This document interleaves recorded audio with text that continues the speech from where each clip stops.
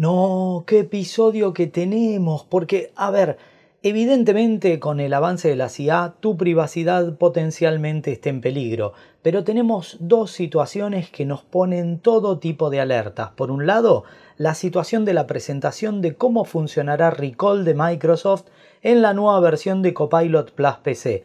Pero segundo, me gustaría analizar a fondo y en materia de ese contexto, la situación de lo que sucedió con el update de iOS 17.5 y ese potencial bug que Apple minimizó con el cual aparecieron fotografías que habían sido eliminadas. Por lo tanto, no te pierdas este episodio en el universo Apple en idioma español. La manzana mordida. Comencemos.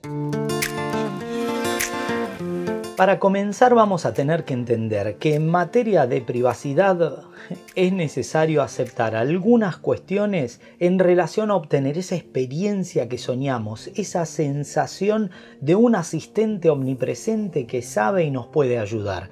Claro que esa relación va a implicar algunas libertades que se va a tener que tomar el sistema en materia del acceso a nuestra información privada. Porque antes de profundizar específicamente en la situación que se dio con las fotografías en iOS 17.5 y que en teoría solucionaron en 17.5.1, debemos comprender cuál es la implicancia general de los sistemas de inteligencia, porque estamos a muy pocas semanas ya del evento de desarrolladores. Se viene el lanzamiento de Apple, pero tenemos que entender el contexto global de lo que representa el IA en nuestra vida. Porque claro, desde todo punto de vista, una experiencia de un sistema multimodal. Mira, vamos a comenzar analizando ChatGPT 4o. Recordá, la O es de Omni y las dos líneas de teoría funcionan en un sistema multimodal u omnimodal como en el caso de ChatGPT. Y para eso lo primero que tenés que habilitar es el permiso de que utilice tu micrófono, de que pueda encender la cámara tanto para ver fotografía como video, que pueda capturar la pantalla, que pueda acceder a tu biblioteca. Fíjate, ChatGPT tiene todos esos permisos para poder hacer una experiencia profunda, como en este caso que está trabajando con el iPad y le va explicando dinámicamente. En el caso de Gemini 1.5 Pro de Google, te piden acceso a tus mails, es decir, compartís tu Gmail y te va a leer toda tu biblioteca para poderte ayudar. Claro que, como te decía, es un compromiso basado en la confianza, tenelo presente, en el que si vos querés que te pueda resumir un mail, tiene que poder acceder y leerlo. Pero continuamos ese razonamiento. Gemini también te pide acceso a todo tu Google Drive, es decir, tus planillas de cálculos, tus documentos, tu información, todo. Pero la polémica se ha profundizado en la situación de Recall de Microsoft. Mira, te paso el contexto por si no estás enterado. Microsoft presentó un nuevo silicon, un NPU que es el Neural Processing Unit. Gracias a ese nuevo silicon de Snapdragon y con el nuevo entorno que se llama Copilot Plus PC o Copilot más PC, puede crear un entorno omnimodal que se llama Recall. Es decir, que va a tomar información. Y esto abre muchas luces de alerta. Volviendo a la situación de Google para que te quede el contexto global entendido, cuando piden acceso a tu biblioteca de fotos, analiza toda la biblioteca y genera una descripción semántica. Esto significa una narración de lo que está en esa imagen. Por lo tanto, se guarda en paralelo la fotografía y la descripción, lo que en comparativa va a permitir que pueda evaluar la información. Si vos te sacas una foto con un auto en particular, el auto todos los días se queda en la misma ubicación que tu casa, inferirá que es tu auto y de esa inferencia podrá decirte, por ejemplo, el número de matrícula, la licencia, la patente del auto. ¿Entendés? O algo más grave todavía, por un lado, o algo muy beneficioso por el otro. Le dice, mostrame la evolución de mi hija en materia de natación. Y analiza todas las fotos, identifica el rostro de tu hija, lo compara a lo largo del tiempo y hasta identifica y encuentra el diploma por el cual le dieron el certificado de nadadora. Es una nena, evidentemente menor de edad, y el sistema puede acceder. Ya sé lo que me vas a decir, todo esto respeta políticas de privacidad, no hay duda de eso, y Apple y Google y Microsoft y ChatGPT tienen declaraciones de cómo administran la información. Sin embargo, ahora que entendiste el contexto y volviendo a la situación de Recall, lo que hace es ejecutar un daemon, es decir, un programa que funciona en el fondo en Windows todo el tiempo capturando pantalla de lo que estás haciendo. Pero esto es más grande todavía, lo analiza en varias líneas en simultáneo. Es decir, captura la pantalla, guarda una bitácora, es decir, un log, y además guarda la información de qué programa estabas utilizando y todos los programas que estaban abiertos. Es decir, que en esa bitácora queda qué usuario era, qué día, qué hora, en qué momento, qué imagen y luego también qué programa estabas utilizando.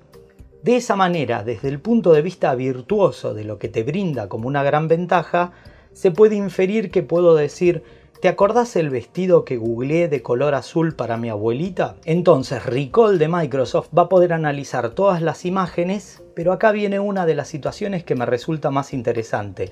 El sistema también creará un análisis semántico, es decir, una descripción de todas las fotografías, y esa descripción va a permitir comparar la búsqueda, gracias al motor de búsqueda que utilizabas, el navegador, el día, la hora y la información descriptiva de ver vestidos. Incluso va a ver tu chat en el cual le compartiste a tu abuela el vestido elegido, y eso te va a permitir al sistema de Recall encontrar en qué página y cuál era el link. A ver, desde el punto de vista virtuoso, mirá qué bueno, podés acceder a esa información. Y del otro punto de vista, ¡wow! Quedó claro toda la información que tiene.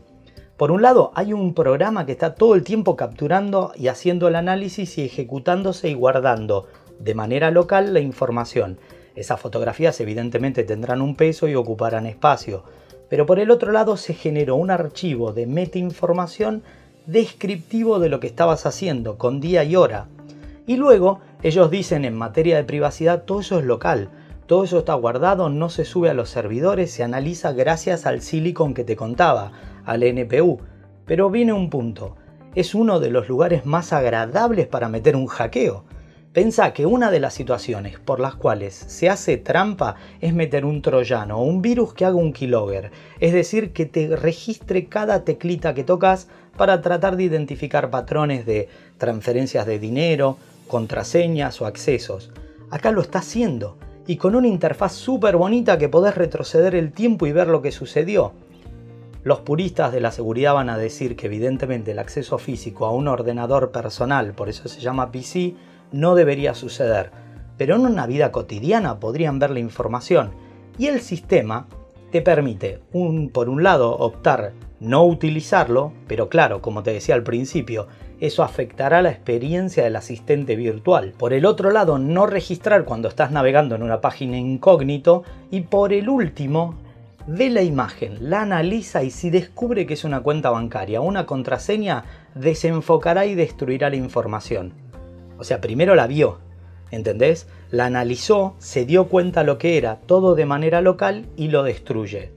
Pero en un punto esa información estuvo. Entonces, si te ponen un sistema de hackeo o sos susceptible de un virus, al igual que todo tu historial, te das cuenta de la magnitud de información que tenés. Entonces, una vez más, como te decía al principio, tenemos que confiar. Tenemos que considerar que al menos el metaarchivo descriptivo no lo utilicen para subirlo a los servidores, porque eso sí es muy liviano y se podría transferir, y considerar todo el peso de esas imágenes que van a estar almacenadas. En materia de eso, peso, imágenes y almacenamiento, y entender la situación de privacidad, lo que sucedió con Apple puede ser o gravísimo o simplemente una mentira de algunos usuarios. En cuanto apareció la primera beta de iOS 17.5, muchos usuarios empezaron a decir: uy, encuentro un comportamiento extraño, aparecen fotos que yo había borrado. Incluso, quiero profundizar un poco más, en Reddit algunos usuarios dijeron: mirá, esta foto las borré en 2021. Acá vienen varias líneas de razonamiento y varias situaciones posibles. Otros, incluso, dijeron: tengo fotos que borré hace más de 10 años, y empezaron a generarse posteos debajo de esos posteos de situaciones similares, incluso con fotos que aparecieron en iCloud y fotos que aparecieron en distintas unidades, ¿entendés? Se borró una foto en un lugar, por ejemplo en el iPhone, apareció, pero también apareció en el iPad o en la nube. Esta situación sería gravísima desde varios puntos de vista. Apple fue notificado porque todos esos usuarios entraron al foro de discusión interno de Apple y reportaron el problema. Acá vienen 3 líneas potenciales de razonamiento. Apple dijo, nos vamos a encargar del tema, y ya se encargó y sacó una versión que lo soluciona, que es la 17.5.1, con un primer comunicado de prensa que decía, bueno, algún que otro usuario se le corrompió la base de fotografías y bueno, eso hizo que aparezcan fotos eliminadas. Nada más, eso fue todo lo que dijo. Pero eso no explicaría cómo aparecieron fotos que superan la ventana, el umbral. Entonces, a los pocos días, y tenemos que tener en cuenta esto, en todos los casos, cuando entraron a los foros de discusión, Apple dijo, nos vamos a contactar para analizar el caso en particular, lo cual es correcto y ese es el procedimiento de poder descifrar, debuguear una situación y un problema. Contactarse, acceder a la información y hacer un análisis forense de cuáles fueron los pasos por los cuales se presentó ese problema. Hasta ahí estamos todos de acuerdo.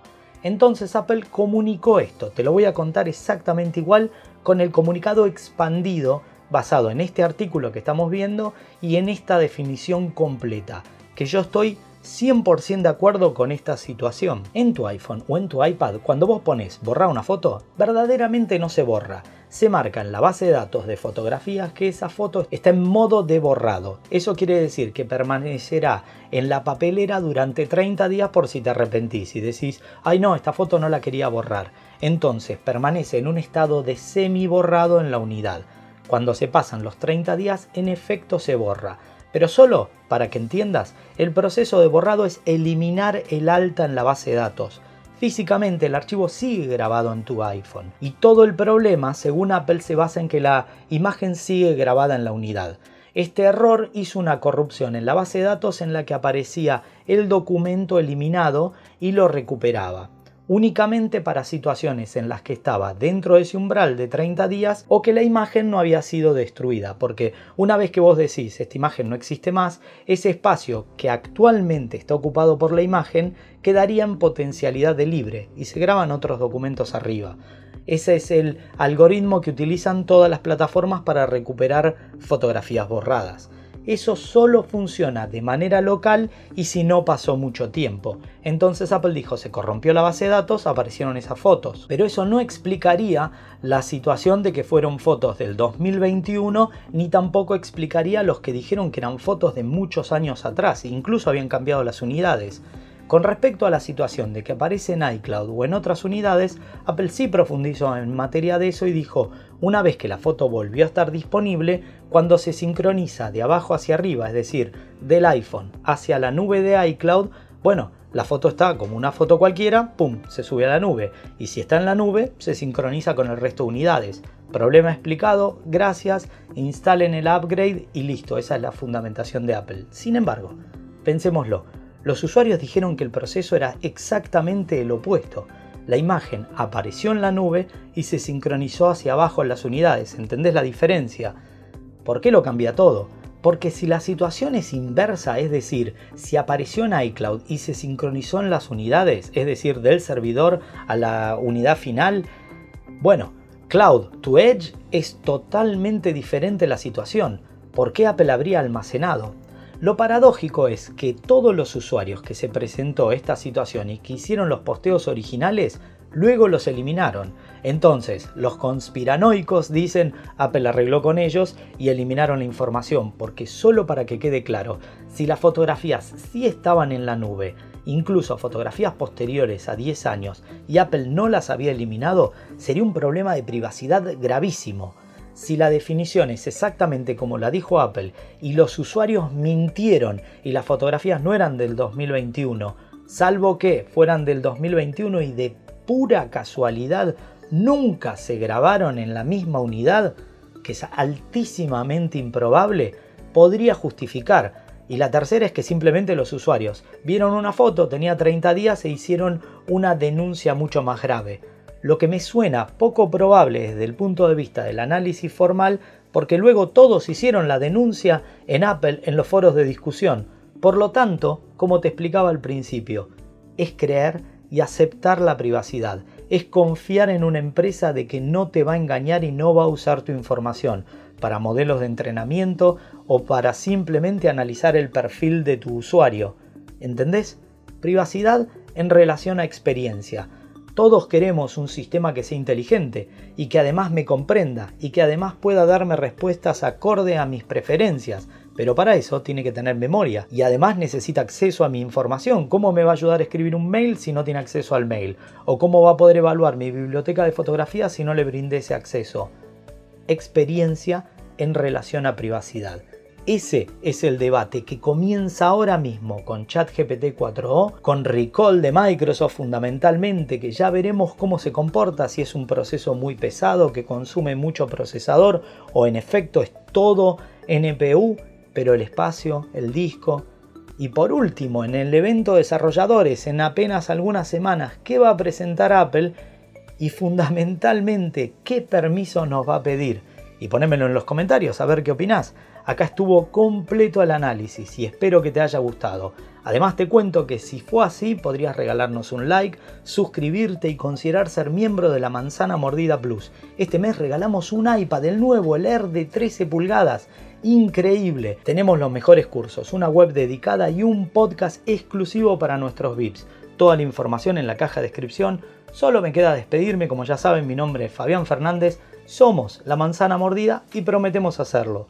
Nos vemos en más episodios. Chau, chau.